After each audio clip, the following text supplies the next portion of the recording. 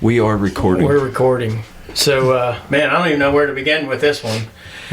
We're here in West Virginia, I guess, there with Josh's grandpap, Al Mershot, and one of his old buddies and one of my old buddies, Keith Casteel, a custom gun maker.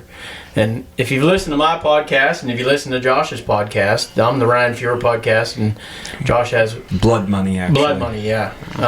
We've talked about both of these guys multiple times, I guess, just because of what the influence they've had on how Josh and I grew up and what we've done. We've talked about this for a long time, yeah, especially. But for me, just to give it, I just mentioned that to Al here a minute ago, Josh's grandpap. I'm 47 years old, and one of the reasons that I started hunting, especially out west, or just fascinated with that type of lifestyle, was because of Al Mershot and his wife Bonnie. Back in the 80s, late 70s, early 80s, you guys were going out west on a regular basis when no one around here was. I don't say no one, but very few people.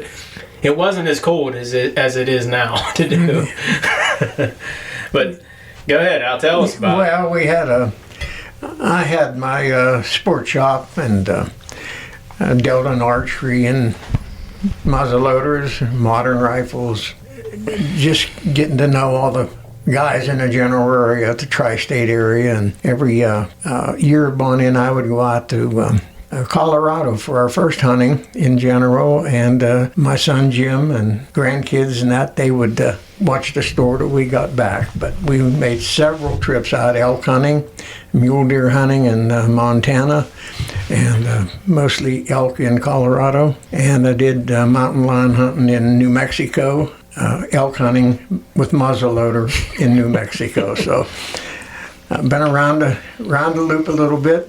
I've enjoyed it all, and thank God for my health that I was able to do it. So, right, and you're 81? I'll be 81 this coming August. And just let everybody know, you just told us a little bit ago, he still gets up and works every day. Yeah, I'm still working for my son John, and I'm there 5 days a week. That's enough for me right now. Right.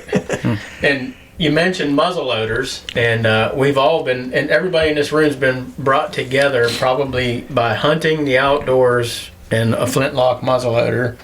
And we're fortunate enough to know one of the best that's ever been in the business of building custom muzzleloader rifles, and that's Mr. Keith Casteel, who I introduced a little bit ago, sitting right next to me. What do you think, Keith? Yeah, it's still been a good life. It's been a good life. Started out with me, I was a coal miner. Yeah, my early years, I was a coal miner. I bumped coal on the solid and mined the whole hard way. And where you was paid $1.25 for a ton of coal. So what year did you start coal mining? Got out of high school. What year was that? 1953 or 54. 54. 1954. Now I was blessed. I was blessed when I was in high school that I had shop, and a shop teacher that recognized something about me. He thought I had a little talent, and I didn't know it, didn't know how to spell it.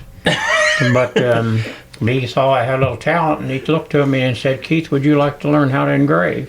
Oh, really? That was a high school shop teacher? High school shop. And I said, yes. And so we went into it and had to make our own tools in shop. So the other people was working on wood, I was working on steel.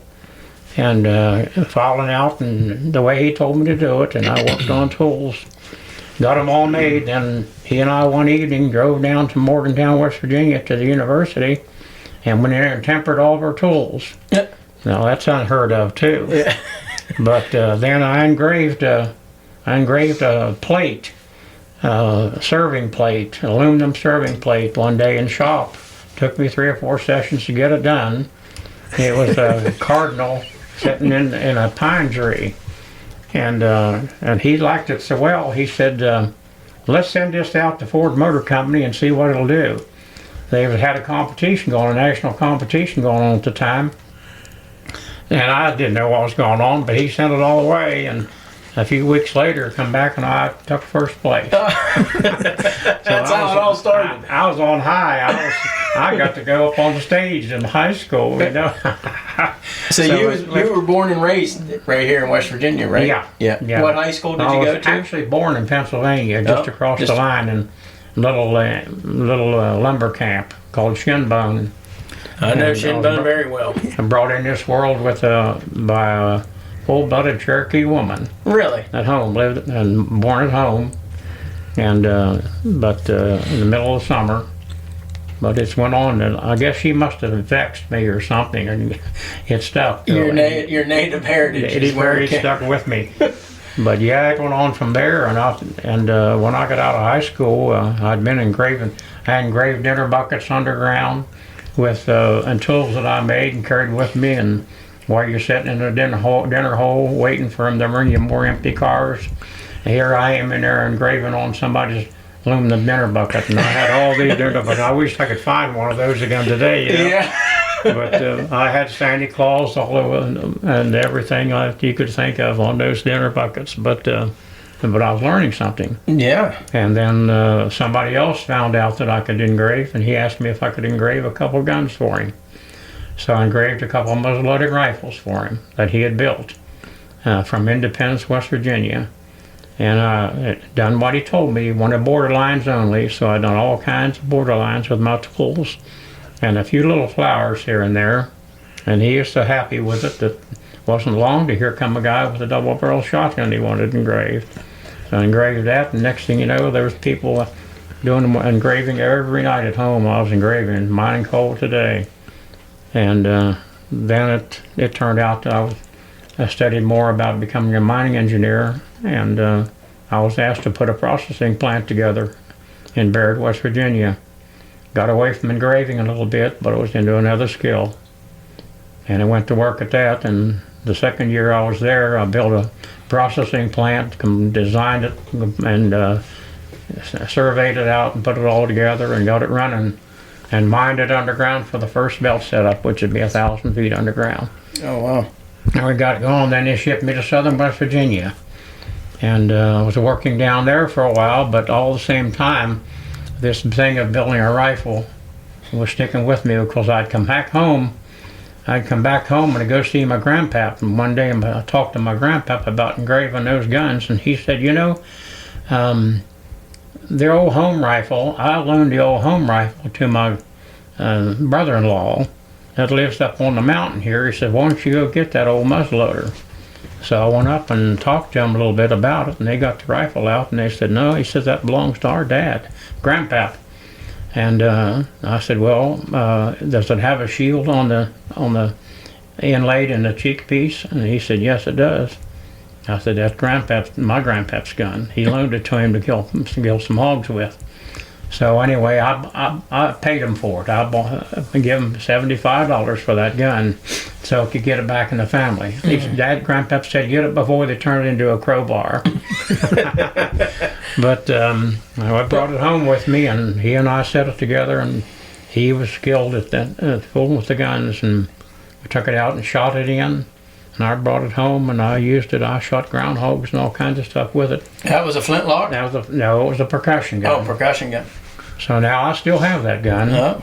And but it spurred the interest in it, and I said, well, I don't want to shoot this old gun to death. I want to build one myself. So I used it as a guideline and built a rifle.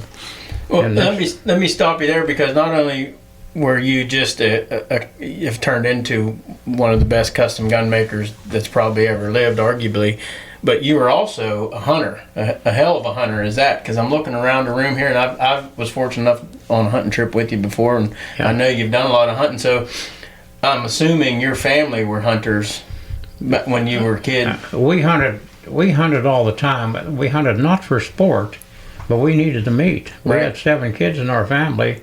And I had a trap line. When I was in grade school. I had a trap line. It wasn't just for sport. Right. That trap line brought meat home. Oh yeah. And I worked that trap line. But later, yes, we were all hunters, big hunters. But it wasn't for sport at that time. What did your parents do? They were coal miners. Coal miners. Everybody was coal miners. Grandpap was a farmer. And he worked the farm, and I'd go down and help him a lot. Was he in the Pennsylvania? No, he was at Hazleton, West Virginia. Oh, okay. He had a place there. But yes, Coal mining pulled me away from it for a while, but my heart was really still in building rifles. But I built a rifle or two, and found out that somebody said, "Hey, can you build me one?" Well, I said, I don't know what to build for, because parts then, a whole complete set of parts for a rifle in right that time, wood and everything was $100. Yeah, and I could take that $100 worth of parts and make a rifle and sell it for $200. I made $100, buddy. You're living. What were you making in the coal mine then, you think? Well, I was making about $25 a day. I was more than anybody else, and most people working outside made $10 a day. If you work in the stores or if you work in the coal tipple, it was $10 a day, or maybe not that. Sometimes some of the jobs was only $8 a day, because $1 an hour is what you made at that time. And I work in the coal mines. I make 3 times that. I could make $25 a day. Wow. So if you had to just go ahead to work at it. Yeah. But you could make more money if you went to the coal mines than what you could work in the bank. And so it pulled me that way. But no, I was a hunter. But the hunting then stuck with me, and but my goal was eventually to start hunting out in the West. And one of the reasons why is because here in Preston County there was very few deer. Right. There just wasn't any deer around the area. Now I hunted all small game. If every family was hunting for meat, took probably quite a bit of the deer off the landscape. When we're talking back in the 50s? Yeah, the 50s and 60s. Yeah. Now in the 70s is when I really got started. I built rifles in the late 60s, but a few rifles. I still have some of those recorded in a book at home. I drew a little picture and showed the rifle. And but those guns sold for $150, $200, $250. What are they worth now? Later on, somebody told me, said, well, you built me one of them rifles? And I said, well, what do you want to pay for it? He said, $1,000. And I said, what? I wanted to say, they're not worth that kind of money. But so I went on and building those rifles, and when I had time, until it turned into a business. Right. And I could get away from the coal mines. Coal mines, Ann and I was moving all over the place because I was a mining engineer. I'd get a processing plant started here and got it running. Then he wanted me to move someplace else and start another one. We moved the family like 10 times in 15 years. Oh, wow. And the last time they wanted me to move, I went home and told Ann, I said, we're going to have to move. We've got to go to southern West Virginia where the action's at. So we'll put the house up for sale and make a move. And she looked at me kind of puzzled, and she said, we're not going. I said, what? I didn't sleep much that night. The next morning I went to work and told the boss, I said, I'm sorry, but I'm not going to make a move. We're going to get out of it. I'm going to do something I've wanted to do all my life. He said, what's that, Keith? I said, I'm going to start building muzzleloading rifles for the rest of my life. And he about fell off of his chair. He said, you are crazy. Well, crazy as it is, I'm still here. But the guns, I found out something about building the rifles, that you could build the rifle to do just about anything you wanted it to do. And so big game was my deal. I love seeing great big animals hit the ground. I like to see big animals hit the ground.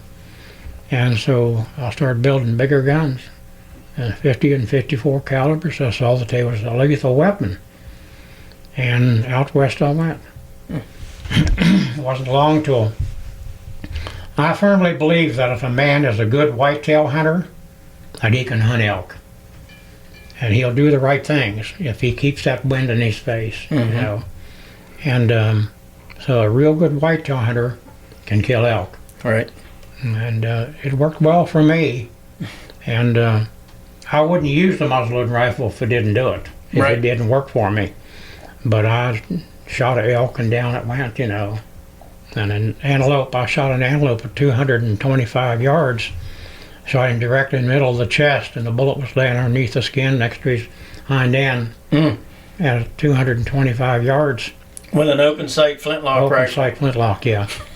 What caliber? 54? It was a 54 at that time. I had it set up for elk. Right. For long range elk hunting. And then went on to Colorado and killed an elk with it too. Hey Keith, before it goes any farther, I want to talk to you about what you thought about. You said that elk or whitetail hunters would make good elk hunters. I could make a strong disagreement with that, and I would like to know how much. So, and you guys, the whitetail hunters he's talking about. That's what we're getting. Are different than the ones you're dealing with. Well, it even would go to you guys. Probably didn't start hunting out of tree stands. You were on the ground with the deer. Right. All hunt on the ground. Exactly. Yeah. No, you didn't have a 4-wheeler. You just ride out there and pop up over your corn pile. No way. No, this is all true hunting. This is on the ground. You killed deer? You had to know the wind, you buddy. Did you have your ozonics and all that running? Killed deer on the ground. On your head. It can be done. Wow. That's what I was getting at. Sorry, Dan. No, go ahead. I was going to say, let's jump over to Pat before we get too far in the hunting bush, because I know where this is going to go. So we got another seasoned hunter here. Yeah, well. How'd you get started in it? And I know it's been forever. Well, actually, my start in the hunting was when I was about 6 years old. My mom and dad had a fish hatchery down in Elizabeth, Pennsylvania, about 55 miles north of here. And we raised what they call fathead minnows, and we sold them for bait for people to fish. Well, everybody's familiar with a kingfisher, which is a bird that dives into the water and can eat one fish at a time. But the thing that they don't realize that the fathead minnow, when it deposits its waste in a lake, and the kingfisher deposits its waste in a lake when they're flying around, the two can come together, those wastes, and they can call what they call black grub. And the black grub can completely wipe out a whole lake of fish. So my father made me a deal. He said, here's a single shot 22 and a box of 50 ammo. And he said, I'll give you 50 cents for every kingfisher you shoot. You were in business. So I become a paid hunter at probably 6 or 7 years old at the That's really when I got my love for hunting. And then in the mid-50s, my uncle on my father's side built a cabin up in above Tub Run on the Taylor Road, and we used to come up here and hunt turkey and deer, because all we had back in my home was, besides kingfishers, was rabbits and wild pheasants, which was great hunting. But there was never any deer down there in that part of Allegheny County when I grew it up, so we'd come up to the mountains and hunt squirrel and grouse and turkey and deer. I kind of been a hunter ever since. That's where it started. That's where I started. And at some point, your paths crossed. I have a possible bag sitting here beside me. I was getting into this flintlock shooting, and I had a great friend by the name of John Cunningham that Keith trained. He turned him in. He was a truck driver that became disabled and started building muzzleloaders, and Keith shared a fortune of wisdom with him. So, but I had John building me a gun, but I needed a possible bag, and they said that if you want a best possible bag there is, to go out to where Keith and Ann's shop. Excuse me, Pap, I don't want to cut you off, but people are not going to know what a possible bag is. Well, a possible bag is what a muzzleloader guy keeps everything in. Bullets, flints, patches, a knife, a ball starter. I had somebody ask me just this year, I had a possible bag on. They said, why do they call it a possible bag? I said, because you need everything possible to kill a deer. That's for sure. So I met Keith and Ann, and I have the possible bag with me today, sitting right here off my right shoulder as we talk. And what year do you think that was? 75, 76, somewhere in there. Yeah, in the mid-70s. And I still have it, and I treasure it as one of the finest little leather things that I have. Everybody needs a possible bag if you're going hunting. That's it, right? We call it a hunting bag. Yes. A lot of them call it a hunting bag too. I have the original hunting bag that goes with my grandfather's rifle. Do you really? Yeah, and it was still in good shape. I had it for probably 10 years and it had some bullets in it. And I noticed one day when I lift up the flap and put my hand inside the bag, that front layer that is part of the pocket, the leather was rolled over from his hand going in and out of that bag so many times. It just rolled that edge of that leather over. And I tried to straighten it back up there a little bit, and I saw there was 2 layers there. I thought, wait a minute, what's this all about? So I opened up the 2 layers and peeled down in it, and there was his turkey call, a wing bone of a wild turkey. That's just a treasure to me. Oh yeah, you still have that? It still has the bite marks where he held it in his teeth. Who was this? On that wing bone, His a grandpa. wild turkey. That's amazing. And that is something that, to me, it's just as much of a treasure as a gun is. So I would imagine he made his own hunting yeah. back then. And what kind of rifle was it back then? It was a 36 caliber rifle. A couple guys was in my shop, and one of them was saying, I'm going to change my powder charge this year. I'm going to 125 grains of powder because I can't seem like I can kill a deer with 100 grains of powder. The other one says, well, I think I'm going to have to do the same thing because I can't seem like I can get any penetration. I can't seem to knock one down with 100 grains of powder. I'm going to 125 or maybe more, 135 maybe. I said, I can't stand listening. I'm going to run up to the house, and I'm getting my grandfather's shooting bag, and I was with him the time he killed the last deer he killed. And this deer was hanging around at the farm there, and it was behind the barn. They had a calf lock there, and they had a calf that they fattened up or raised and up. And this young deer would come down over the hill and feed in that calf lock, and Grandpa would leave it alone all summer long with that deer. You'd see it about any time in there eating food out of that calf lock. But later on in the fall, when about Thanksgiving come, Grandpa said, well, let's get the old rifle. Says, we're going to go hunting today. So I was just a little feller, but he let me go along with him. We walked down to the calf lock, and there was that deer. And they were just eating away at that food, and Grandpa had me over to the gate, and he says, you stay right here. And he went step through the gate. He don't put his eye, you don't look at that deer, don't put your eyes on him whenever you're hunting them. And he didn't look at the deer, he just turned his head away and had the rifle already loaded. And he walked out a little piece, and he was about 30, 40 yards from the deer, and he pulls up, and boom, he shoots. Down goes the deer. And me, I'm sitting there like a hunting dog, waiting ready to go. And he walks on out the deer, and it wasn't quite dead, it was kicking, so he flipped, and he had the gun loaded again, and boom, he shot it in the head and killed it. And then he turned to me and said, come on. Boy, you know me, I ripped through that gate and threw across there, and I'll tell everybody, I jumped on that deer, and I grabbed it, and it was biting its ear, like a dog. But I didn't really just tell people that. But So just for time frame, what year was your pap born? my grandfather was born about 1880, So this was all taking place when you was a young kid then. What year were you born? 1936. 1936. So we're talking back in the 40s, probably when you was a young kid when he shot the deer in the feedlot. It's interesting. It's crazy how it doesn't take a long time for time to change, in the grand scheme of things. Here we are, it's 80 years later, man, how modern technology has advanced the sport so much. There was other guns he could have picked up and went down there and shot that deer with. Oh? We had other guns in the house, 30-06 or something else, but he chose to take that muzzleloader. But I said, now I'm going to go get that shooting bag, and I'm going to find out how much powder charge he used to kill that deer. And so we ran it and grabbed it and brought it down and measured the powder charge, and how much powder do you suppose he used to kill that deer? 40 grains. Yes, 25 grains of powder. 30 to 125, 150 grains. I shot my grizzly with 150 grains of powder, and shot him at 70 yards. And I know what 70 yards is. I've surveyed a lot of years, and I know 105 steps for me is 100 yards. And so stepping through the tundra, it might be a little bit different, so I applied for that. And so at 70 yards, my grizzly was, and I shot him with a 58 caliber rifle using the Civil War bullets that made out of wheel weight lead. Because with 150 grains of 3F powder behind that bullet, it was blowing the skirt off of it before it got to 50 yards. And so I had to make them out of wheel weight lead to make that skirt stay on. And it just shot like a laser then. I was blessed with that hunt too, because when I shot the grizzly, he was broadside to me at 70 yards, and I just pulled up the rifle offhand, and boom, I shot.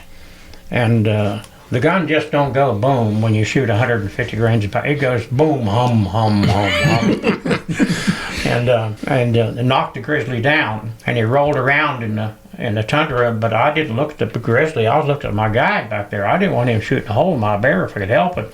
But he had a hold of his rifle by the barrel, and I could see the red and whites in his fingernails where he was gripping that rifle. And then reloaded, and I pulled up again, and now the bear was turned to, he was setting down, facing the river now, where we just come up out of. And I just pulled up and boom, hit him again. And then he rolled over. How fast could you reload that rifle, Keith? That rifle? Yes, sir. With a grizzly bear in front of you? Yeah, that's what I want to know. With a wounded grizzly bear, it doesn't take long. No. I'd say about 20 seconds. Was it no patch? I don't use the patch. They're skirted bullets. It's a skirted bullet. Okay, skirted bullet. I shot the third shot there, and he was laying there and didn't move. And the guide said, "Hit him again." Well, I pulled up the rifle the third time and boom, I hit him again. And I was shocked because just as soon as the gun goes off, my eyes is back on the grizzly again. And when that bullet hit that grizzly, the water went spewed from his hide, and I thought it blew him up. But it was just the water. It was all he rolled around that tundra and had been raining all morning. Oh yeah. Then it was it's starting to set in. The grizzly's laying on the ground, and our guide said, "You got him, you got him." But now he's starting to holler, "Hey bear, hey bear!" And I said, "What's he doing?" He says, "I want him to move if he's going to. If he's going to move, let him move." While we're here, all of our conversation was loud conversation then, and tried to get the bear to move. And I said, "Now here's what I'm going to do. I'm going to wipe this barrel out." I wiped it out. He said, "We're going to approach that bear, so you get that gun loaded." So I said, "I'm putting powder in the barrel. I'm putting powder in the barrel." And so I know I got all the powder. "Okay, I'm putting a bullet in the barrel. I'm putting a bullet in the barrel." "Okay, and the bullet's on top of the powder." And I kept talking loud because of the bear, but I didn't want to know so I do it right. And got it all done. And I said, "Okay, now I'm going to nap my flint. I'm going to nap the flint to make sure it's nice and sharp." So I napped the flint and put the powder in the pan. And then I closed it all up, and I said, "Okay, I'm ready." So now he says, "I'm going to walk out there about 10 yards, and I'm going to kneel down, and I'm going to aim the rifle at him. Now you walk out past me 10 yards, and then you sit down and you kneel and aim at him. Then I'll walk past you 10 more yards until we approach the bear." He had it worked out, so I had to approach the bear first. So I walked up to the bear, and I was looking at him in the face of the bear, and he said, "Watch him, watch him."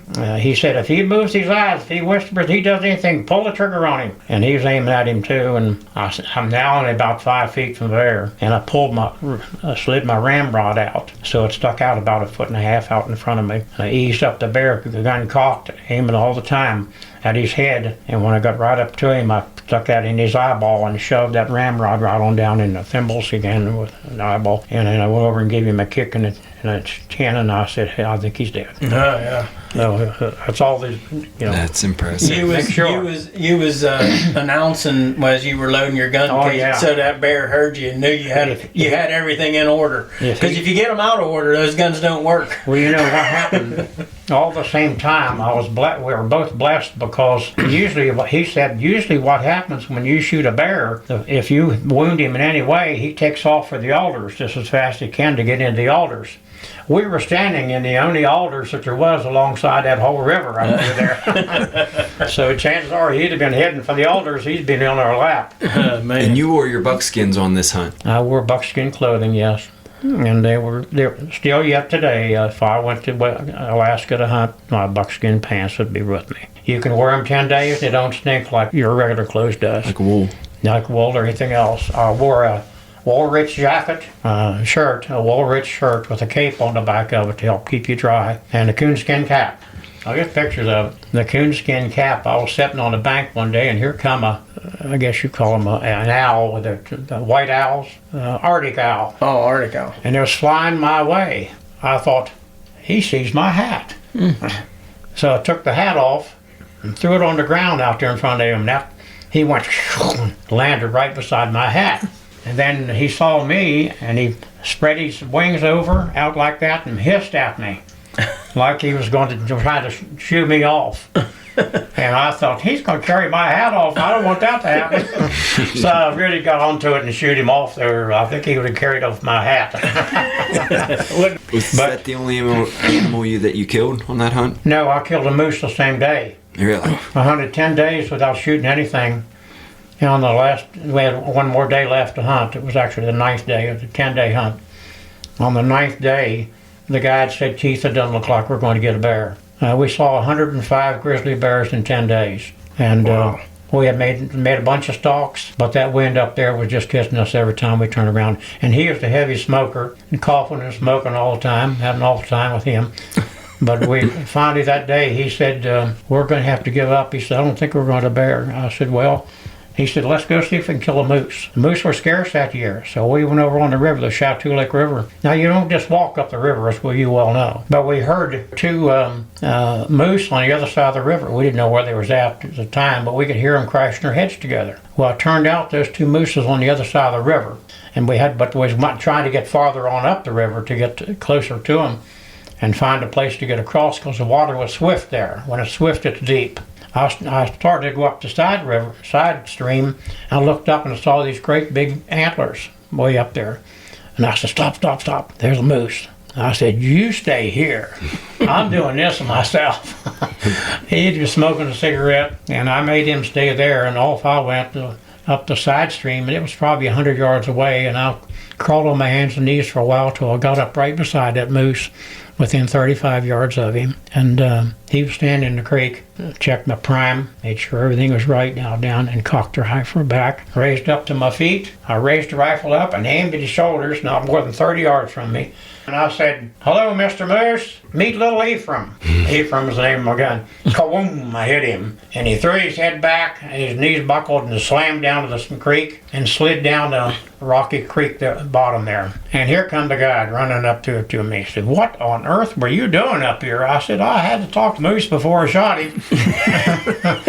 But I said, he no way he could have got away from me. It's just what's going to happen. And the moose was laying out there going blah, blah, blah, blah, blah, blah, blah, blah, because the head was below water. Oh. And he said, shoot him again. I said, shoot him again? I don't want to blow him to pieces. He says, shoot him again. You're not going to blow that moose to pieces. Go boom, I hit him again. He never moved. Typical guy, keep shooting. He didn't have a gun. He didn't have nothing with him. So we went off to the side to get on the moose. And that moose was so big, you know what they are. Oh, yeah. That moose was so big, I stepped up on his hindquarters and walked on his body down between his antlers. And when I got down his antlers, and he said, how big is he? I said, I don't know. We didn't have a tape measure. He had one, and I didn't have one. Now we can measure it, so he come out there with a tape. It measured out to be 71 inches wide. So that's a dandy with a flintlock. Yeah. And I noticed in your story you called your gun Ephraim. Ephraim, yeah. What's that? I know what that name comes from. Go ahead and tell that, sir. Yeah, grizzlies. That's a grizzly. Yes, sir. That's the grizzly. Mountain men back in the day, they when they got in fights with the bears while they were doing their trapping in the West, they would call him Old Ephraim. And many times Jim Bridger and lots of trappers in those days referred to the grizzlies as that. Yeah. But then we was carrying meat and stuff back to the plane, and we turned around and looked up on the ridge in the direction of where the moose was, and we saw a bear. A big blonde bear. That was my goal, is to kill a big blonde bear. So we took off right past the moose to go get the bear. And so after we went up there and shot the bear and gunned him out, and now it's raining, of course, it rained all the time. And then back down the river we went, we're carrying the bear hide with us. He stopped there where the moose was and looked around, and the cape was gone. And so you could see where it was drug out through the woods. And he said, I said, I gotta get my cape. He says, well, let's see if we can find it. And we went out there about 50 yards, I'd say. And there was my cape, but he had already ate the nose off of it. Messed it all up. He said, wolves. Wolf got a hold of it. And I said, I don't think a wolf got a hold of that cape. That thing must weigh 200 pounds. I think a bear got a hold of it, because we never ever saw a wolf, but we saw tons of bears. I've had the pleasure of hearing this story, and I know why he's seen so many bears, because he walked through 3 inner linings of his boots. He just wasn't sitting in the same spot. No, and was just covering ground. We did, but we've done a lot of walking. I had the moose's head, how I caped it out. We was carrying it back to the plane to fly back to camp. On our way back, you don't go in the tundra, it's too hard to walk, so we walked the creek edge, and there's a high bank on the side there.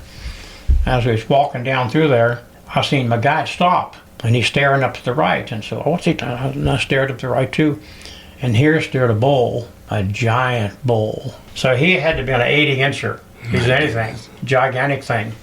And he's standing there staring at me, and all he could see was great big antlers. And the guy said, watch him. He says, if he lowers his ears, or if he bristles his neck, shoot him. I thought, oh my gosh, I'm going to get to shoot another moose. I'm going to get to shoot another moose. So I raised the gun up, but I couldn't get the gun up because the antlers was pulling my shoulders so hard that I couldn't get the gun up. So I had to get rid of them antlers. And the moose is still staring right at me. And I went ahead and popped them antlers off my shoulders when they were on the backpack and lowered them down to the ground. When I lowered them down to that creek bottom, they hit that. There's rocks and things on the edge, and they went clunk, clunk, clunk, clunk, clunk, clunk, clunk, like that. That's for laying them down. That moose threw his head in the air and whirled around and across the tundra he went. Oh, I figured it would work the other way. Yeah, you call him in. Scared him off. Now that's an adventure. What year was this? 1977. 70. September 1977. What's some of your favorite hunts, you think, looking back, both of you? What your favorite? You know, I've hunted by myself a lot, but the one that I really, really enjoyed and had more fun with was taking my wife bear hunting, because we worked so hard at it all through the summer. You mean in West Virginia or somewhere I else? took her to New Brunswick. Okay. I knew the people up there and knew they had a good bear area. She kept saying, one of these days I'd like to hunt a bear. And I said, well, we'll get started. We'll do that. So I went and bought a bear target for her to shoot at. Every day, every evening after supper, we'd go out there and shoot and shoot and shoot. Wouldn't just shoot the bow. You're going to shoot till you get 3 shots, all the same ones. She shot 2 Robin Hoods with 2 shots. Oh, wow. And they're both within the bullseye, too. Oh, good, yeah. She shot 2 Robin Hoods. She was a crack shot with the bow. But we went up there and got set up. And the guy said, you got your license, Keith? I said, I don't have a license. I said, my wife's going to hunt. She's going to be the one doing the shooting. He said, your wife's going to do the shooting with a bow? Tell her that she can use a gun up here if she wants to. She don't have to use that bow. If she wants to kill a bear, she can use one of these. And I said, and let's go out back and let's shoot a little bit. I knew we had a range set up back there. And so they heard what I said, and so she got her bow, and out the back we went. We got us set up to shoot. Then here this guy had walked out, and he was going to get firewood. But he was looking at her shooting what he's doing. And she sat out there and went, boom, dead center, boom, dead center, boom, dead center, boom, dead center. 6 of them straight in a row. Come back in, he says, I don't think we'll have any problem with Andy doing the shooting. So I put her on the stand, and I was doing the camera, she's doing the shooting. Here come my bear. Walked right into the bait, and I said, don't shoot that, not too small. He's a little feller. So she didn't, but she sat there and looked at him, looked at him, looked at him. I wouldn't even let her draw the bow back on him because I was afraid she'd trigger it, you know. So I just looked at him, and it left. And it was looking over his shoulder at the same time, you know what that means. So in a little bit, here come Mr. Big, a big bear. He walked right into the bait and didn't stop. I said, get your bow up. Don't draw it, but get your bow up. She got it up in place. Bear walked across and stood upright, was sniffing at the bait, was up a tree. Then he dropped back down on all fours and went back over to the corn pile, or bait pile he had there. And we just stopped long enough the bait pile. I said, go ahead and hit him. She drew back, and I knew where that arrow hit, right behind the shoulder, and zipped right through him, and away went the bear, and over her mouth went blah, blah, blah, blah, blah, blah. I said, be quiet, I want to hear what's happening out there. I want to hear what the bear's at. And so finally we heard him make moans. And she knew he had her bear, and I'm videoing all the time. Oh, she said, you got that, didn't you? You got that, didn't you? I said, yes, I got her all.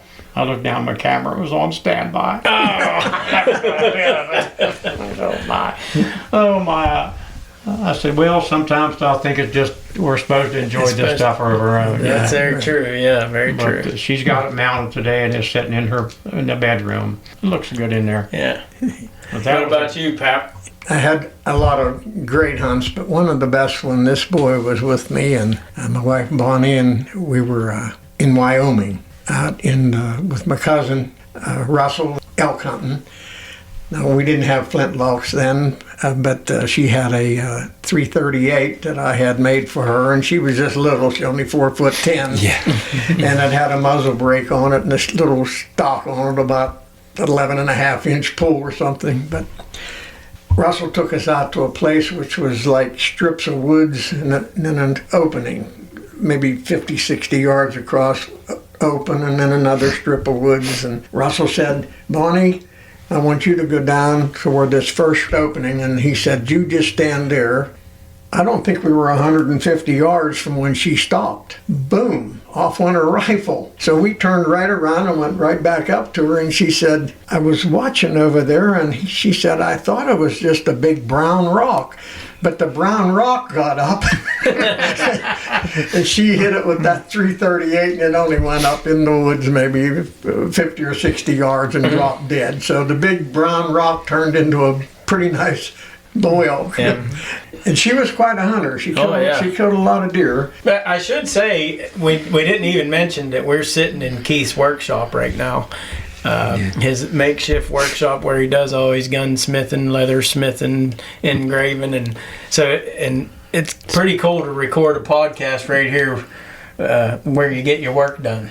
It's a hobby shop now. We've retired for the last 10 years. We've been retired for 10 years. Since we're sitting with probably two of some of the best flintlock shooters there ever was. Keith, you mentioned shooting an antelope at 225 yards, and I still fool around a lot with flintlocks, and that's, people ask me all the time, how far can you shoot an animal with a flintlock, or how lethal are they? And the furthest I shot one with a rangefinder, 167 yards, a white-tailed deer, and as you mentioned, it doesn't take much to kill a deer. But I know you've shot some long distance with some flintlocks, and I know what's the furthest, not that it matters, but just for people wondering. Well, I don't think I shot any shots further than that, but probably one of the best shots I ever made was down on Treasure Mountain at a festival we were at. At that time, you had to throw your knife, and they had a stopwatch, and they would stop this going. So you'd throw your knife or your hawk first, either one. Mm-hmm. Then you would go up to station one and you would shoot, and you had to load and move, load and move, and load and move. And I remember one of the best shots the Lord ever made through my eyes and mind and finger. They had a pop can hanging at 100 yards on a string. I leaned against a tree. I hit that beer can, or pop can, whatever it was, at 100 yards. Reloaded and come up to the next station, and then into the final station, and then throwed my hawk or knife, whichever one was left, and they hit the stopwatch. Now, I wasn't the fastest man through, but I hit most of the targets where I needed to hit in the 100-yard one to give me the win that day, and maybe wasn't one of my longest shots, but it was my favorite shots. Right. My experience with flintlocks, I guess, and Keith can verify this. Think back, Daniel Boone, Crockett, and them guys. That gun was their life. Right. You had to know that gun. You had to understand that gun. You had to live with that gun. You had to figure it out just the same as you figured out partner that you was hunting with, that you depended on them for your life. Think about being out there with a flintlock, single shot, possible bag, raining, like he said, figuring out how to keep my powder dry, how to do all this, because my life depended on it. And that gun was the same as your hunting buddy if you had one. You had to know that gun, know everything about it. This gun and I have lived together and hunted together and shot together. Mm-hmm. I shot well because I practiced a lot. We need to talk, we need to, why you guys had this obsession. You didn't only love flintlocks, you were making them for competition, and what you guys go on, why you probably had a market for these guns back then. What was going on during that time period? Okay, Ann and I went to shows every weekend trying to get a reputation. I'm shooting a pound of powder a month to try to keep me, really study this gun and find out what it takes to make it shoot right. And one time at Friendship, Indiana, the national matches, I was competing in the nationals then. I won several matches in the nationals with my rifle, and I noticed one time all these people was crowded around this person over here, and he was noted to be one of the top shooters in the area, and oh my gosh, they was just rolling over asking him a million questions, and I was waiting to get my turn because I want to get educated on what it takes. So finally people filtered away from me, and I went up to him and I said, John, can I ask you a couple questions? And he says, sure, anything you want. I said, what caliber do you like the best for competition shooting? He said, about any of them. I said, well, I shoot a 50 caliber. Do you like the 50 calibers? He said, yes, I like them okay. I said, how many 55Xs have you ever shot with a 50 caliber rifle? He looked at me steady and he says, I've never shot a 55X in my life. And I thought to myself, I don't need to talk to this guy because I've been shooting 55 X's every weekend, you know. You got to describe these competitions, rendezvous. Rendezvous, Yeah. That's what I've been trying to pry out. Yeah. And that's kind of a lost art. Yeah, go ahead and describe the rendezvous and how you got down that path. I ended up building my own buckskins, and my wife Bonnie built her own, and it was a simple process if you think about it. So I had a lot of fun making my own stuff like that. I was so busy with guns in the shop early days, and done most of the leather work, all the leather work. And she made pants and she made shirts, jackets, and she done bead work for us and everything like that. But she kept real busy with that stuff. So. And you went to a rendezvous just about every weekend? We went every week.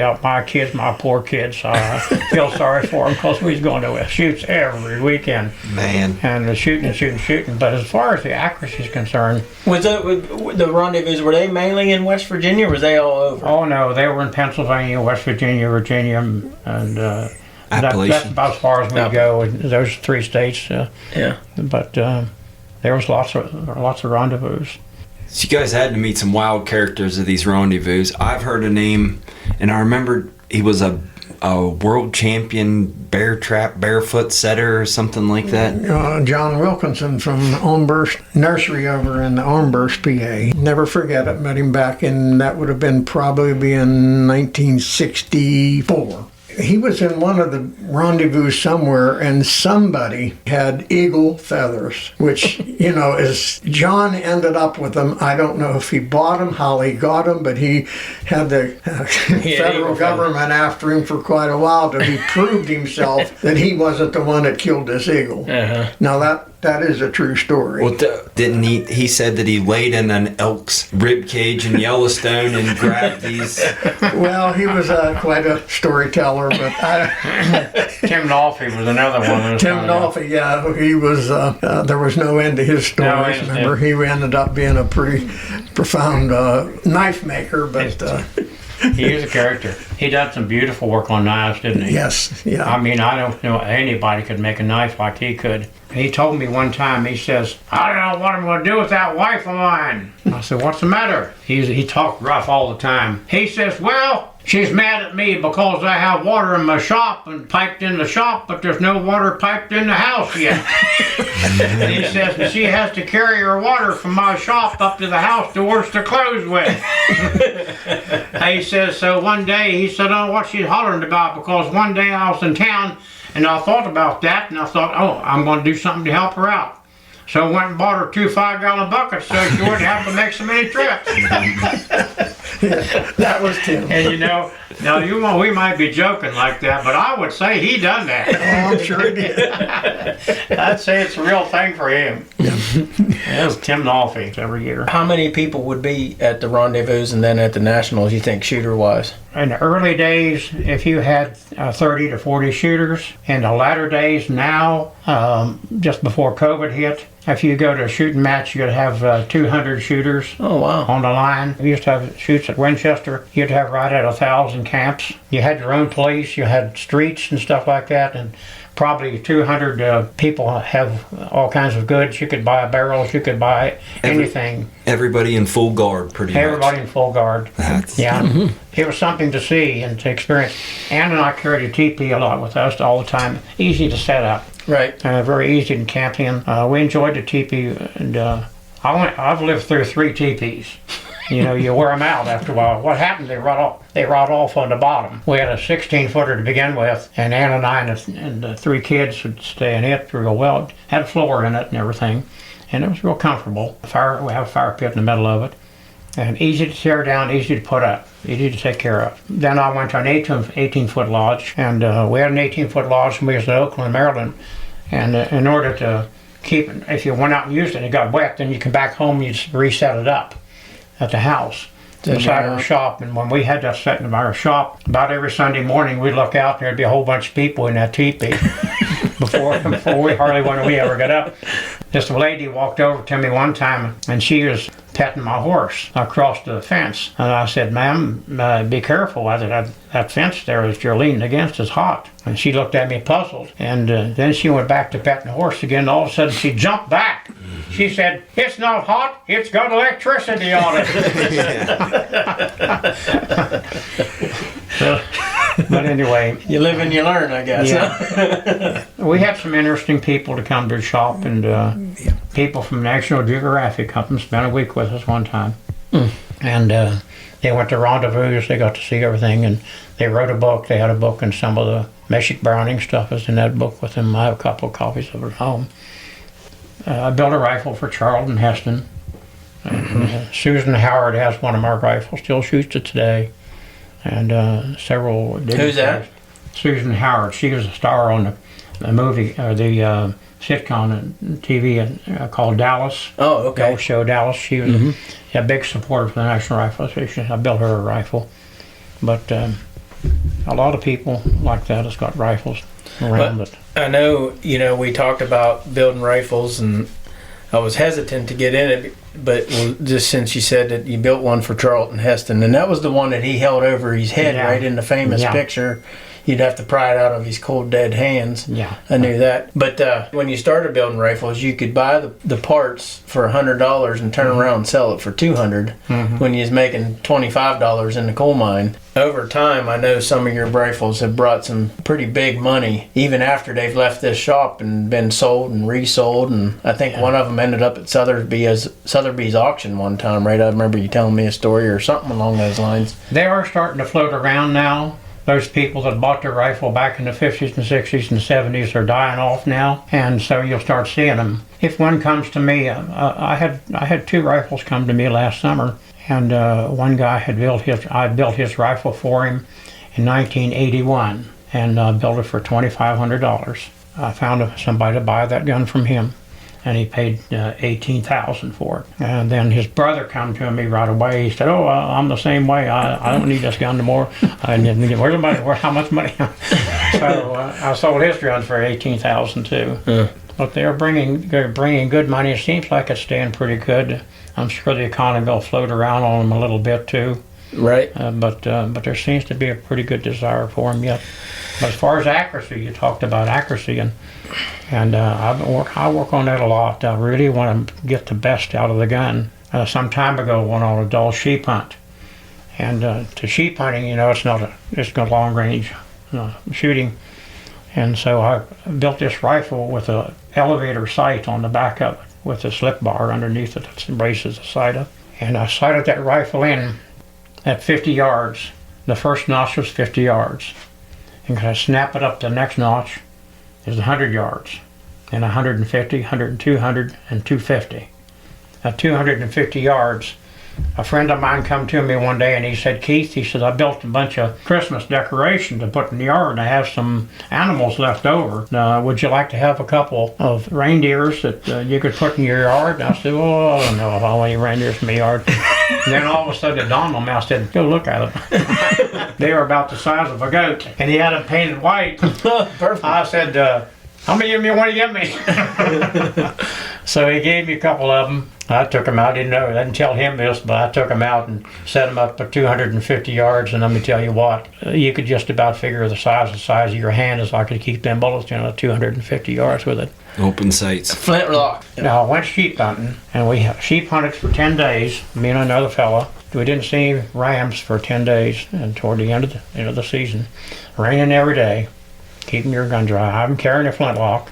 Finally, we see some rams. Make a long story short, we crawled up over the steep bank to look up over the top of the edge to see where the sheep were at, and there they were, off to our right about 150 yards. They saw us as quick as we saw them, and away they went running across that green, grassy slope there, heading for the mountains. And my buddy was carrying a 7 mag, and I threw my backpack over on the top of the ground. I said, "Take a rest." He grabbed his rifle and laid down across my backpack, and I said, "He'll stop, they'll stop." And the guide had my rangefinder, and he said 200, 200, 225, and they stopped at 325 yards. Boom! He shot down with his ram, killed it like that, 325. My ram kept on running, and the 2 of them together. Mine was a nice big ram, and his was, and there was a sickle head, they call him, the second one wasn't as big. He was heading for the mountains, and straight up the side of the slope, wandering through those rocks to get through an open gap that's right on top of it. And I knew I couldn't make that shot with my flintlock. So I threw the flintlock down and I said, "Give me that gun." So he gave me his 7 mag, and I threw the 7 mag and laid it over top of my backpack, and bolt was open, no bullets in it. I said, "Give me a bullet, give me a bullet." So he gave me a bullet. Now my ram was climbing up the side of that mountain, getting ready to pop through a hole on the upper side, and I wouldn't seen my boy forever. And so he finally gave me a bullet, and I slapped it in there, only one bullet, and slapped it in the chamber and took aim. And I looked through the scope, and every ram jumped up on the ledge, and he stood broadside, the head to the left, butt to the right. A wind was blowing sharp, about 10 mile an hour to the right. I raised the rifle up, put the crosshairs on, and figured my elevation, and was sliding the crosshairs over. And as soon as the crosshairs come the right edge with the edge of his body, I put my finger up on the trigger, and boom, it went off. I thought, "Oh my gosh, I shot too quick. I shot in front of him."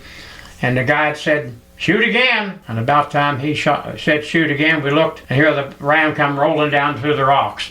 But that bullet at 425 yards drifted my bullet to the right about 8 inches and dropped it right square through behind the shoulder as if I'd shot him at 25 yards. Did you That's tell not a muzzleloader shot, but it was a fantastic And this guy said, "Yahoo, man, you boys from West Virginia can shoot," because he took his hat and he gave it a sword like that, and it went way down over the side of that mountain. Did you ever tell him any different? No. Never. But anyway, the reason why he said that you guys can West Virginia really shoot is he saw 3 shots fired that week.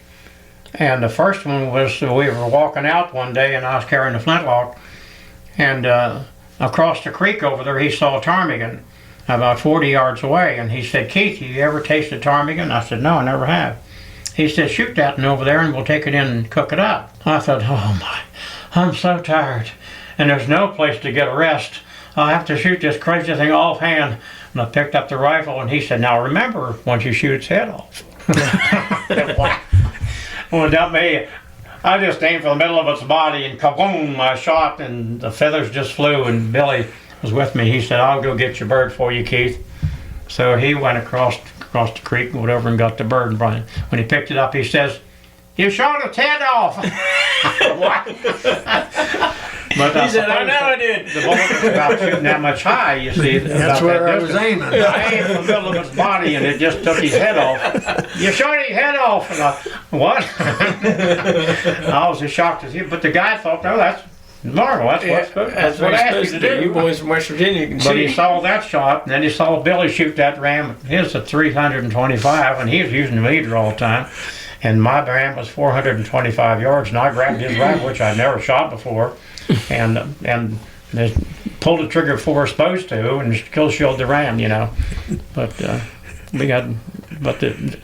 muzzle, I was confident at 250 yards. 250. I was confident at 250 yards. If I see him at 250, I'm going to hit him. Yeah. That's all there is to it. I'm going to hit him. But not at 425. Right. Yeah. Although there were shots fired, you know, in the Revolution. One day, Washington told one of his commanders, he said, he said, "We called for the militia, the riflemen, to come and serve." And he was wanting to get 200 men for soldiers. And he looked out there and it's like 400 men there. And the commander said, "I don't know what to do, how to pick them." I said, "There's so many people out there. They're all got good rifles and everything. Well, we got 400 men out there." He says, "Well, pick the first 200. He says, "Put a target up and see which 200 can shoot the best." So they took a board and put a drawing of King George on it, and in vertical. And so they put that board out at 200 yards, and he came back and told Washington, he says, I got to do something else. He says, "I put that board out there, and they didn't just shoot King George, they shot his nose off." And they were that accurate. They shot his nose off. They had a whole big hole shot through where the nose was at.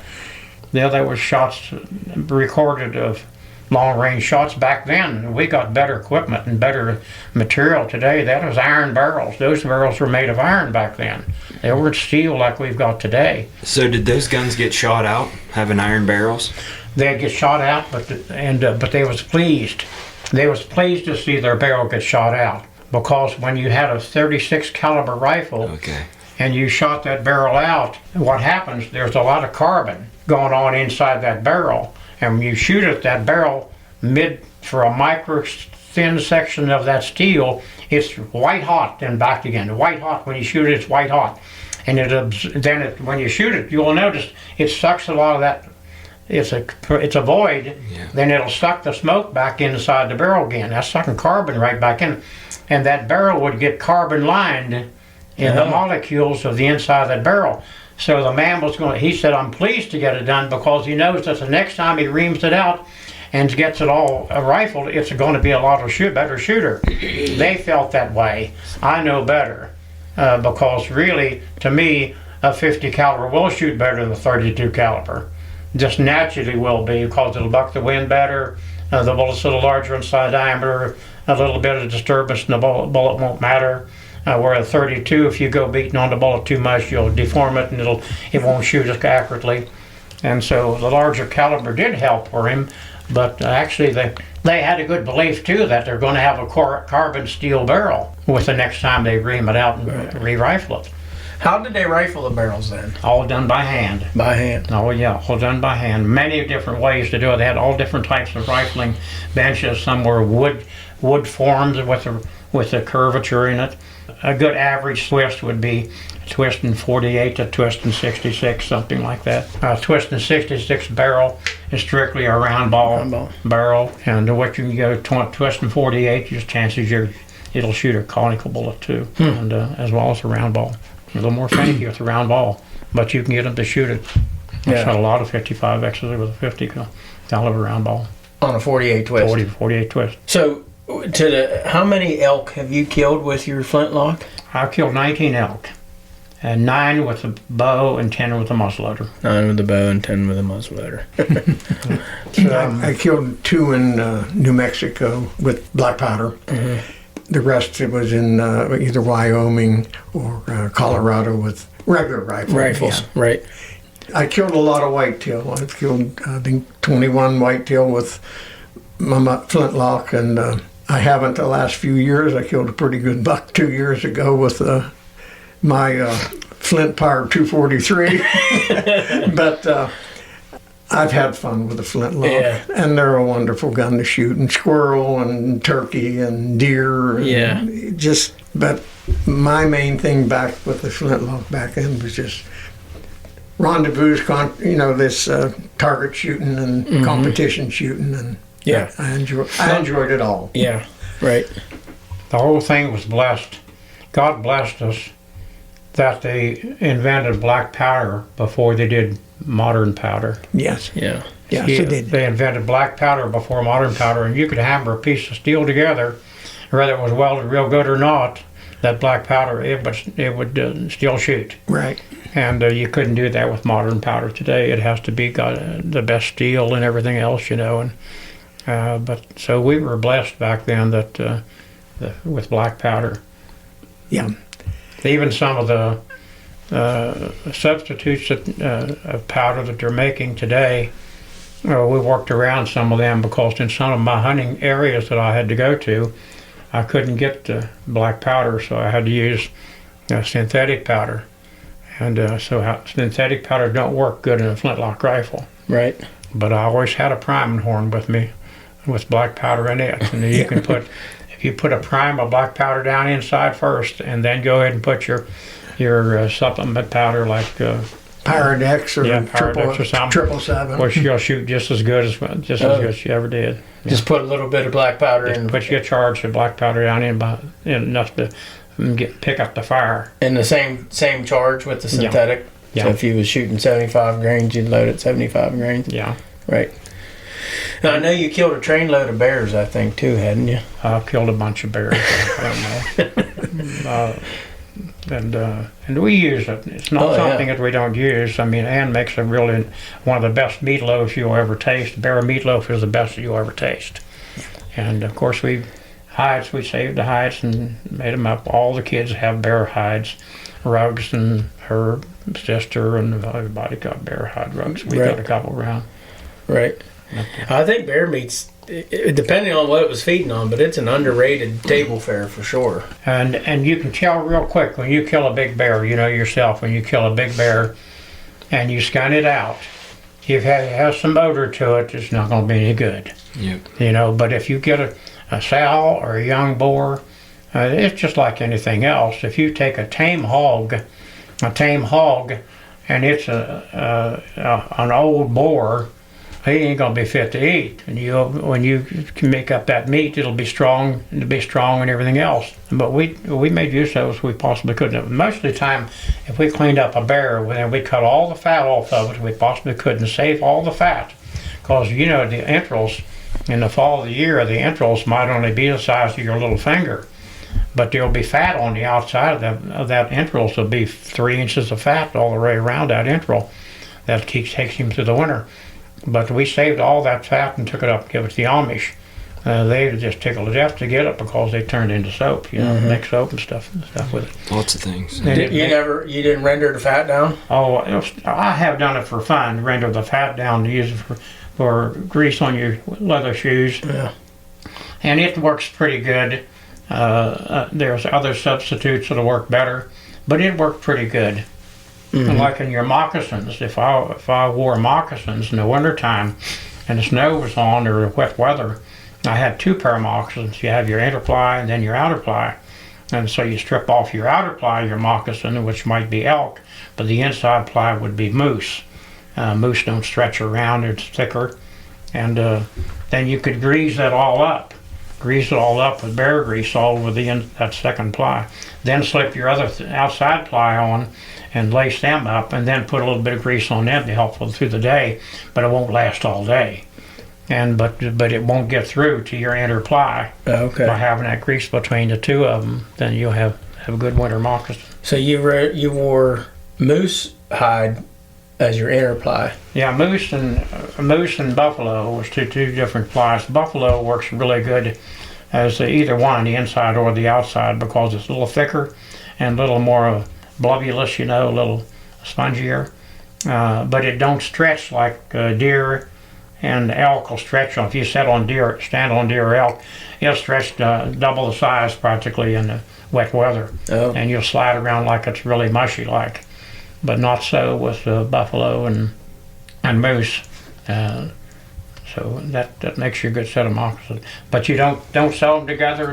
You always want to keep them so you can take them apart, because if you do get them wet inside, it takes forever for them to dry over a fire. You'll ruin them, burn up your outside ply trying to get the inside dry if they're tied together, glued together. So you have them separate, so in layers.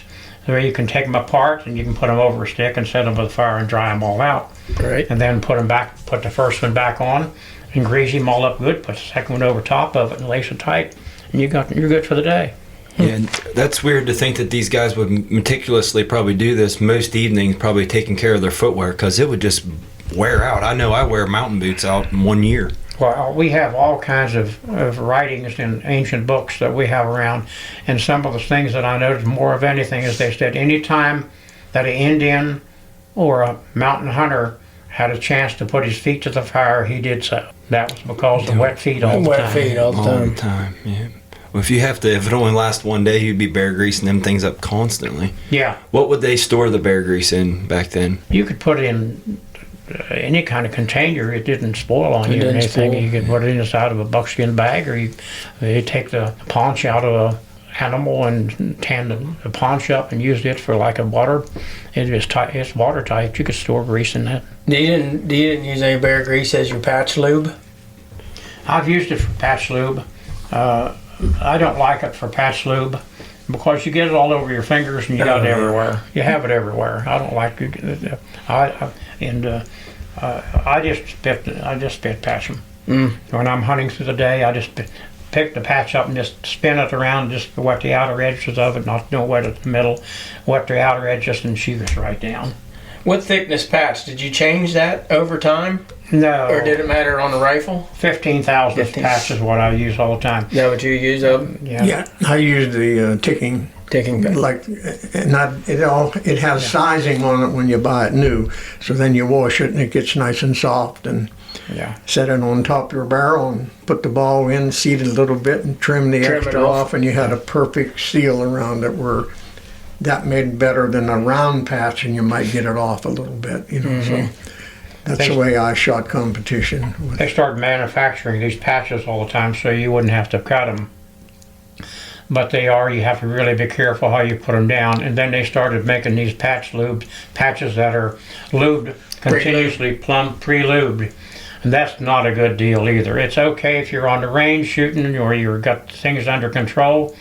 But if you get out in the mountains someplace and the weather's really cold and you're hunting in 0 weather or 10-degree weather, you pull one of those patches out and lay it on top of your barrel, it won't hardly bend. Right. Set a ball on top of them, you think you got the wrong size ball. Right. You think you got 2 patches together, but it's not, it's only 1 patch. So if I lubed one with using the lab, I lubed one side only. Oh. And I put it in a Sucrets can and closed it up, a bunch of them in a little Sucrets can. Lube one side only. And then I would put the lube side down, it'll run right down. But if you try to use those lubed patches that's pre-lubed and hunting in the wintertime, it ain't gonna happen. So we have a muzzleloader season that just started a couple years ago in Montana, and that will be a good thing for any of our listeners that are coming muzzleloader hunting. Don't bring pre-lubed patches in the cold weather. Yeah. No. I wouldn't even thought of that, to be honest with you. Well, the only reason I knew it is because I've been in that situation where those pre-lube patches in January back, here when we had January. You'll be going like this with them, thinking you got 2 of them together there. There's not, there's only one. We just come back from a hunt with Josh and my son John and Levi, my grandson, and we hit some 26 below 0 weather without the wind chill, which put it at 45 below. And I'm telling you what, it's tough to get used to in that altitude, from back east, going out there, get your lungs used to it, and then start breathing 10, 12, 15, 20 below. It was interesting hunt, but we did get 2 cats. Yeah, I know. I saw some of the pictures. I hunted in the northern part of the Nunavut territory. It's cold there too. I bet. We flew into, it takes 2 days to fly in to get there, but we flew into a place called Cambridge Bay. So you were up there muskox hunting? Yeah, it's an easy hunt. There was thousands and thousands of muskox. Everywhere you went, there's muskox right outside of town. They have a processing plant there at Cambridge Bay because the native people are allowed to kill muskox after the seasons are all over, but they're not allowed to kill trophy bulls. They can only kill cows and calves. And then they process the meat and smoke it and then dry it and put it in wrappers, and they ship it all over the world and sell that meat from there, muskox meat. And muskox is really good eating. It's like lean beef. It was a new experience, but it wasn't a hard hunt. They take you out. Guide has to be with you. There's a herd of muskox. Now you pick out what you want. And I asked the guide, "Is that a big one?" It's a big one. He wanted you to shoot one so he can get back home. That's a big one. That's a big one. They're all big. That's a big one. Yeah, shoot him. That's a big one. And Did you use a flintlock to kill the muskox? oh yeah, I took my flintlock and hit the first flintlock to be in Cambridge Bay. That's it ever. This is far, we don't know of ever having anybody coming with a flintlock rifle to hunt muskox. There was 2 of us went. Scott went with me. Scott and I took care of your flintlocks. My bear that I killed in Alaska, the grizzly, somebody told me this, I didn't look it up myself. They said that bear killed with a flintlock rifle is the only bear to have been killed with a flintlock rifle in the 20th century. Now then, in the 21st century, a friend of mine, I built a rifle for him, and he went to Alaska and hunted bear, and he killed a bear with his. So both rifles that killed bear, mine in the 20th century, his in the 21st century, and I built both rifles. That and $2 will get me a cup of coffee anywhere. I guarantee it. Yeah. I was fortunate to grow up young, 10 years old, probably starting with a flintlock and a bunch of guys like Frank Spade and everybody that knew how to shoot them. And those guys would get together. They would shoot their rifles, and then what they would do at the end was they'd let me shoot the last shot out of them. But what they wouldn't tell me, some of them was loading and some of them wasn't. Mm-hmm. So there'd be 8 or 10 flintlocks there laying on the table, and I'd just take one after another. One might have a charge in it. One might just have the pan loaded, so you knew that boom, one would go off, and then the next one and you'd be flinching and no bang, and that's when, like you say, keep your head down. Mm-hmm. And I taught myself just to stay there and aim until that gun went off, whether it went off or not. You just keep your head and keep looking. Keep your head down, you'll be okay. Until this day, that's how I do it. I still flinch a little bit every now and again, but I was running a match one day, and these with American Mountain Men Association. All these guys were all well-worn fellas. I said, "Come on out here, fellas. We're going to have a competition." So they come. I said, "Bring your flint and steels." I had it all set up. I said, "Now choose a team member. You guys grab a team member." And I had like 12 guys here, and I had better, so it was like 24 people there. A team, 2 and a 2 and 2 and 2 and 2. I said, "Okay," now I took my hat off, went out, and said, "Give me your flint and steels." So he put flint and steels in my hat all the way through. Now they thought they was going to stir them all up and give them all one back, but I didn't. I held there and I said, "Now, down there about 100 yards, you'll see 2 boxes of pancake mix. And over here 100 yards is firewood. I want you guys the first team that can make me a pancake and eat it is the winner of this tomahawk." What? Go! They followed me a little bit, and all of it took off for their camp as hard as they could go to get their rifle, because I had all their flint and steels. They run back and got their flint and steels, and the other guy, he took off as far as he could down through with his tin cup to try to get some pancake flour. He dumped some pancake flour in his tin cup and took the box and gave her a throw for the rest of the guys, And then back up through there he went to get firewood. The other guys were the other getting firewood, and he brought the firewood back. He don't have a flint and steel to build a fire, so he had his flintlock and clumped them about 2 or 3 times, and he had a fire going. And then they put the fire they take the tin cup then and have the lid on it. And stir that mix up real quick and dump it over in the lid, and hold the lid over top the fire right quick, and just as soon as it cooks a little bit of a pancake that big around, he grabs it up and eats it. Then he's a winner. And you'd be surprised that they would get a fire built and build that and cook that pancake in 3 minutes. From the time I say go. Then one to run one way to get the flour, and the other guy the other way to get the firewood and get that fire going without a flint and steel. And have it done in 3 minutes. I still have the books where all that competition we done. Like Is this an association? You said the Mountain Man Association. Yeah, American Mountain Men Association. Still, do you do that? Is that still going on? Oh yeah, it's a big deal. These guys go through a lot, and I hold the highest degree in American Mountain Men. It's a Hiverano. Plus, I'm a graybeard. A graybeard is somebody's 40 or 50 years at it, now. Sensei master, black belt and black powder, huh? You got a black belt. Black belt and black powder. Yeah, I got you.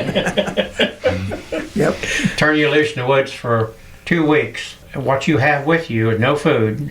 What you have with you is your camp, your rifle, tomahawk, knife, a little salt, and take off to the woods and live for 2 weeks. Now you can't just go out there and camp for 2 weeks. You have to travel a certain amount of time, like 5 miles, and you have to have checkpoints. You have checkpoints where you check out. You're in the wilderness, and maybe you start from here, and in 3 days, I want you to check mark over here. Come out to the road and leave a note that you've been there. Then go on in, and maybe 3 more miles, you'll do the same thing. Then you go back in the woods, do the things, and then check mark. It says that something happened, so you break a leg or something. We can go back and we can find the last check mark you were at, so we know that you're between here and there to find you if something happens, but you're in there 2 weeks. Takes a pretty big chunk of ground. What'd you do that in, like Dolly Sods or something? Dolly Sods. I figure. Yeah. In southern West Virginia, down on southern West Virginia. George Washington. No, I used the headwaters of Cranberry River Anyway, it's a big one way up in there. And we have mining camps and stuff like that, and I stayed up there for 2 weeks. You getting much interest on that now? Is it like dwindling out, or No, people? my goodness, just going crazy. I'll give you magazines on it. I got magazines here if you want to look into it. Yeah, heck yeah. It's big out west. Yeah. Big out west, because their guys will say, we're setting up a track, and we're going to do 200 miles, and we're starting by horseback, and we'll go horseback so many miles and so many miles by canoe, and and it's all primitive. And they have to get special permission at some places where they stop to camp, so that the police don't know that they're marauders or something like that. It was a big deal. And what year did you do your 2 weeks? Oh, I was probably 50 years old. So you would just carry what was in your possible bag. What are some of those things that they, like a mountain man, would carry all the time in those? Usually a little salt horn. Some guys would carry a salt horn and a pepper horn too. But then you'd have all your other gear that would clean your rifle with, and you have a slicker for winter weather. Or for rain or anything. And you also used it for your camp too. It's all in one piece. It's mine's 9x9, and I carry it with me. I still have it rolled up with a blanket inside of it right now. And you have all your other stuff inside you need inside the blanket rolled up, and you put over your shoulder. How much did that pack weigh? 10 pounds. Oh, really? Mm-hmm. That's amazing. You have a bag, a haversack bag.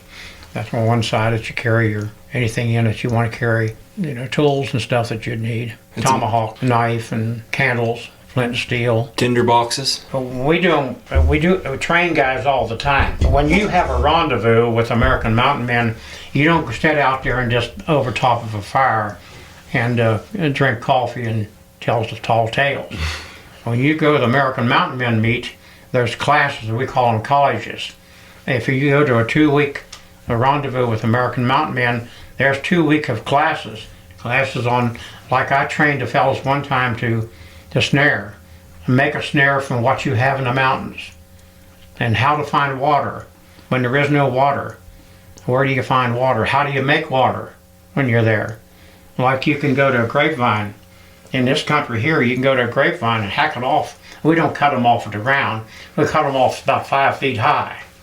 And then take the top end of it and pull it down out of the tree. If you can get it down so you can bury it under a rock again, it'll take root again. You're not going to kill that plant.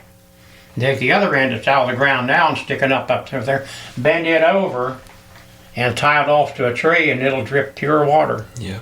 In a tin cup for you, you'll have a tin cup full in about 30 minutes. I'll carry 2 things, a tin cup and a boiler. The tin cup is, it has a handle crushed in on it, but it's still got a lid on it. It don't have a lid. But I use that for, even when I elk hunt. I carry my boiler and a tin cup. The tin cup's for a cup of coffee. The boiler, I dump oatmeal in. And 2 little packs of oatmeal in that. Put some hot water in, stir it up. Or you got the hot water heated up, and stir it up. I'll put my boiler on the fire first with some water in to get her boiling. Then I have my tin cup over here with a little coffee in it. And I go ahead and pour some in my cup until I get my boiler just right with hot water in it, and then dump some oatmeal in it, stir it up real good while my coffee's getting ready. And that oatmeal, I can eat that oatmeal down at breakfast. It might be 5 o'clock in the morning. It'll last me right on through lunchtime. That oatmeal is the best thing you can eat for out there for early morning.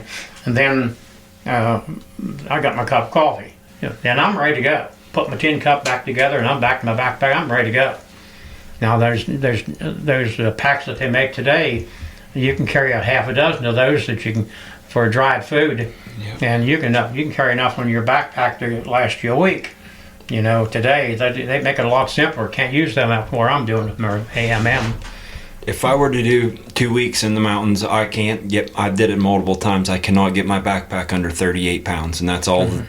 I'm buying some of the best lightweight technology. 38 pounds is pretty good. They're with everything. And you guys are carrying 10 pounds of weight and making it as you go. Well, we're living off the land too, Yeah. I'll hit a creek bed someplace, and I'll find some greens through there that you can eat.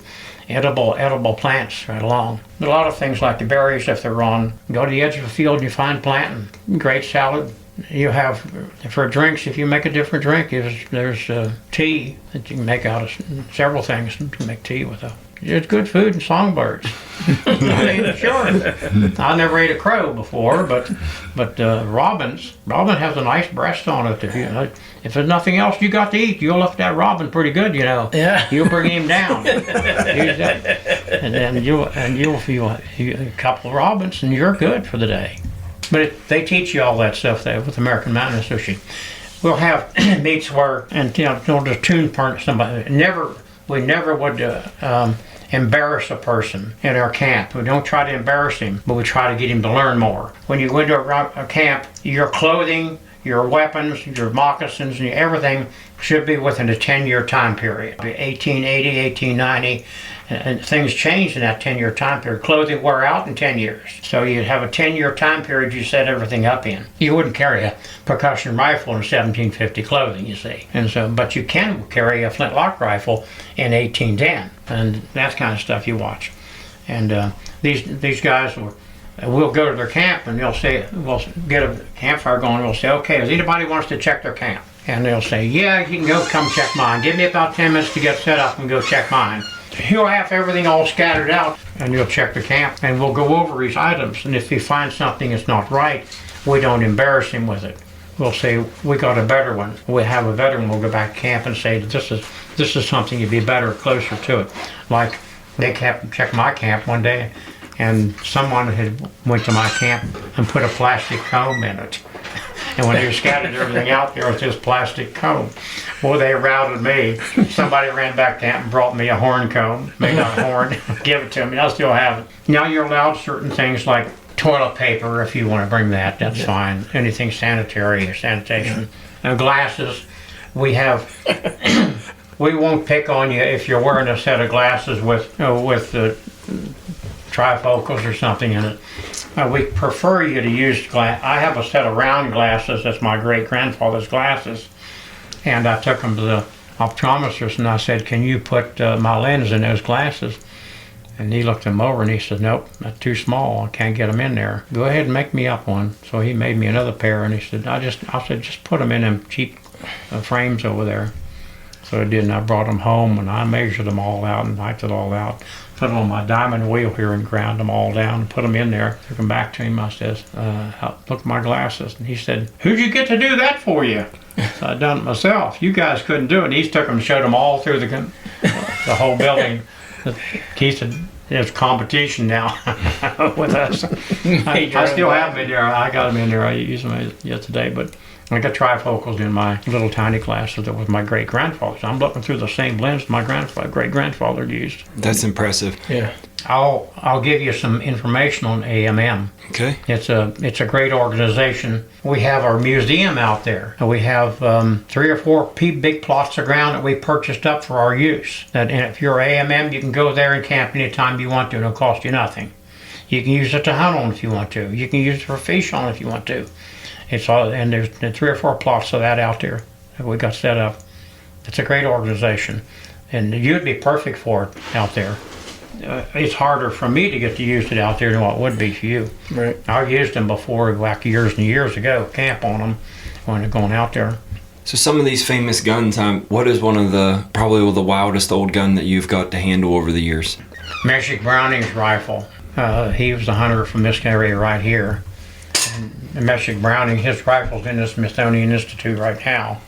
And we had it brought out to a big show we had here in Friendsville, Maryland years ago. And we put it on display there. And I got to hold his rifle, got pictures taken with his rifle and everything. At that day, I met a lady there, Renee Cochise is Cochise's great-granddaughter. Renee Cochise and I made trade that day. And I traded a hunting knife off my side for a family bag, a Cochise family bag. It's all beaded up and everything, and we have it upstairs now. So I got to meet her and met with some medicine men too. I met with 6 medicine men. We talked about the medicine, Indian medicine out west. It's completely different from what you might think it is. I said, I'm surprised that you're doing it this way and that way. And this guy, because I said, I've read about it, and like your prayers always start in the west. Our prayers, we always thought your prayers started in the east. That's what we tell you, but that's not right. She says, where do you suppose fear was for us? Fear was anything coming from the west. Because we had no fear of anything in the east. There's no enemies in the east. All of our fear was from people coming behind us. And so our prayers start in the west. And we start our prayer in the west. And then it's cycled. It's cycled like the animals are cycled, or like our lives are cycled. The lives then cycle to the north. Your hardships. From the west to the north. And then north is like a child starting to grow up. All the things he has to grow through to be able to become an adult. Then we go to the east when things start to smooth out for you in your 30s and 40s. And then your prayers go to the south in a calmer area and the warmer climates for us older people.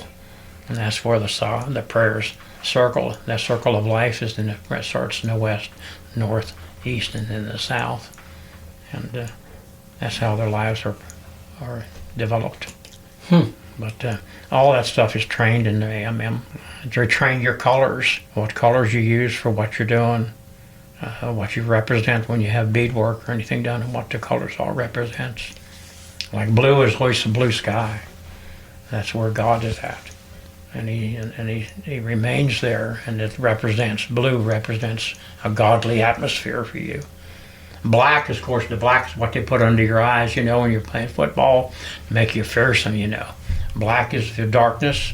Everybody has fear in darkness, dark areas in darkness. So black represents dark, the fear. And red is the bloodline.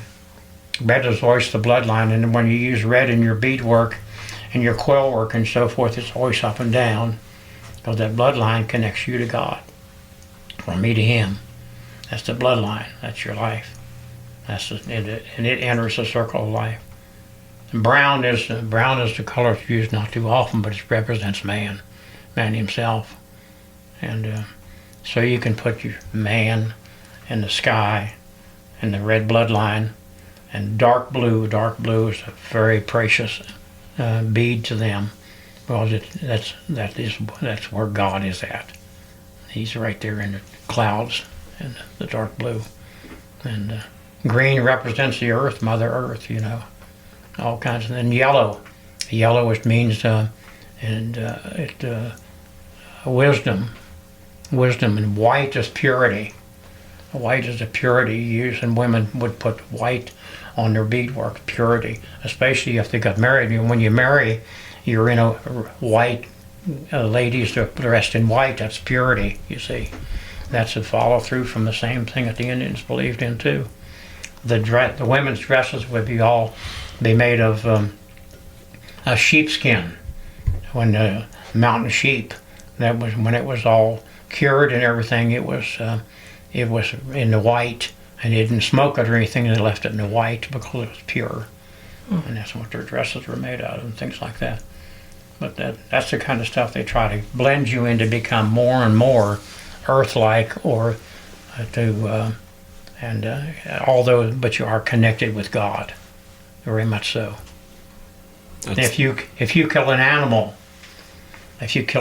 you're required to carry a certain amount of corn with you, and tobacco that you've prayed over and offered this tobacco to God. That'll make it pure. You put it in a bag and you keep that tobacco with you tucked under your belt, and the corn also. And if you kill an animal, you go up to that animal with reverence. You don't go up there and, I killed this big buck. God gave me this animal. He gave his life for me so I should sustain my life. And so I'll do for him. So you take out a pinch of that tobacco. You sprinkle it around him because it's holy. And you provide a holy, sacred place for that animal to be at now, where he's at. Then you take a piece of that, of the corn that you have, and put it in his mouth to provide him with food on his way to the happy hunting ground. And those things, and if you do those things to those animals while you're living, One of these days, when you take the walk to the happy hunting grounds, you won't have to face that animal. I don't want to face that grizzly bear up there. So I'll treat him with respect all through my time, all the way from the time I killed him till the time that he's still being mounted on the wall. I'll show him with a lot of respect because I don't want to face him up there. You know, those are the things you're taught at the AMM. These are the things that hunters today need to be taught, because we've lost a lot of that nuance and that feeling about hunting, being connected to it. I see it guiding people all the time. It's a lot of times about just killing the animal instead of what you're just talking about, all these things that don't have a whole lot of meaning anymore. I've seen caribou hunters, when we caribou hunted north, and these guys go out there and shoot a caribou, a giant bull with racks that big out there, like beautiful things. The only thing he wanted was the first little, where the brow tines are out, saw it off at the head there, and then saw the top off and throw it away. I just want that little piece because it's the only thing that'll fit over top of my doorway in my office. Throw the rest away. It's not good. My buddy and I, Thurman Donald, was running around to all these camps where the people shooting stuff, gathering up the meat, gathering up the stuff that we could get to use back home. And we had more meat than we ever used, but people was throwing it away. Yeah. It's kind of neat that it comes full circle. You're talking about all the Indian things and the religions full circle, and these guns kind of make a full circle also. They get passed down through generations and generations, and like this gun, they just keep coming back around. What culture do we have 200 years ago that's still alive today? What culture do we have? Hunting. It's gone. And because it was derived through hardships. If you take an apron, 200-year-old apron, and pick it up and look at it, sure, it's old and worn, but there's a lot to be read by that. Somebody went through a lot to make that apron that direction, a wore-out apron. And that's the way with these old rifles. When I pick up an old rifle to restore it, I don't just pick it up and grab it and restore it. I look and study it over and see all these little things, little scratches on it, and little things where he changed out the sights for some reason, you know. He may have moved the sights closer up this way from where it was because his eyes are getting bad. He might have shortened the back end off the stock because he's getting older now and he couldn't reach it like he could. He cut off the end of the barrel because it was getting worn and out there. He's worn it so much, you know, he cut it off, moved it back to where it plus the weight of it, you know. I think a lot of them old rifles was busted up whenever the culture changed from everybody walked or carried their rifle across the top of a horse's back, and they wore there in that area. You'll find them worn right there where they just sat on the saddle all the time, laid across the saddle. But that means something to me, to feel that area where that was felt there like that, to touch that rifle and then to put it back into operating condition. What do we got making today that 200 years from now it'll be in operating condition? It's made of plastic and everything. It's in the ocean now, you know. Garbage. How quickly guns have developed. You know, now they've got them to. I've either playing with shooting rifles that will shoot flat for like 1,000 yards, because when you shoot it, the powder charge ignites a little charge of something, I don't know, a nuclear or something, that projects that bullet even farther and flatter than it would ever have been before, or it would go like this. It's got a charge like a rocket now that propels it straight for a lot longer distance, a mile away. I use a long-range rifle, but it seems like the farther we shoot, maybe the farther we get away from hunting. All that is, you're just killing an animal that doesn't know you're there. Yeah. And you've lost that. Yeah, we for sure have. Yeah, it's become, all about what we can do as quick as we can do it. Yeah. Talking about those old guns, I mean, they tell a story. Yeah. There's a story in each one you look at. Mm-hmm. Something to be told. brings a lot of perspective to why we do what we do. I know whenever I grab hold of one of those guns, and if you have any bit of patriotic spirit in you, when you touch one of them, it just sends goosebumps up over you. They kind of scream freedom. It's kind of maybe weird to say, but they're sentimental. They're an art piece. They strike your heart differently. I met a guy, brought his gun to my woodstock shop down in Virginia, and I'd love to have been able to buy that gun off of him, but it was a family piece and he didn't want to let go of it. But it was a Civil War rifle, and it had very delicately carved all the different engagement he was in, like battles, and it was covered from one side to the other, very nicely done. It wasn't just carved in there, it was carved with detail. All the different places like Gettysburg he had been in, and the time and the date of it, and some of the Sharpsburg battle he had been there, and Philippi, West Virginia, and so forth. All these different battles, he had them all on there on his gun. That would have been what a study piece that would be. That thing could talk. I believe that we lost that connection. I think people need to dig if our culture is going to continue, and we're going to, like you said about the nuance with the animals, instead we're worrying about our Instagram post while we're walking up to it instead of how we can make it better for the animals and hunting. I don't know how we can go much farther than what we have with our talking. You pretty much said it full circle. That's like the book that you also you have. I kind of saw the end there of our podcast as you were going through this circle of life thing, and these guns are just going to keep circulating. Yeah. Probably, hopefully, forever. Yeah. Little piece of history. Usually we end with singing Happy Trails, but I'm not going to make you older gentlemen sing Happy Trails. Well, thank you for having us, and we've enjoyed it. I know I had to do some explaining of what a podcast was before we could get doing this, but it's pretty nice to see it all come together now. Absolutely. Yeah.